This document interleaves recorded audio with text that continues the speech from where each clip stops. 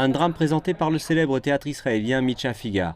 L'homme superflu, basé sur le roman Oblomov de l'auteur russe Ivan Goncharov, a été présenté pour la première fois en Chine le 8 juillet. L'équipe espère offrir au public une expérience originale et immersive. La pièce est jouée en hébreu et sous-titrée en chinois et en anglais.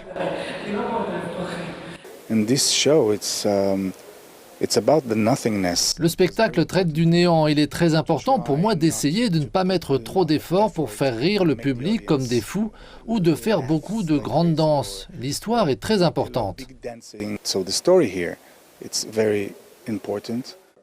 Le metteur en scène est déjà venu en Chine à 2 reprises et déclare que le public chinois lui manque.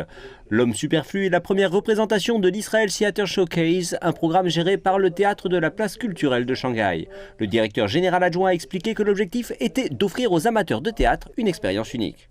Chaque pièce que nous sélectionnons correspond à l'échelle d'un grand théâtre, mais en même temps, nous poursuivons des qualités humanistes et de la profondeur. La Chine et Israël ont établi de forts liens culturels. Les envoyés de Tel Aviv ont eu un retour positif de l'événement, déclarant que c'est une opportunité pour le public chinois d'en apprendre davantage sur leur pays.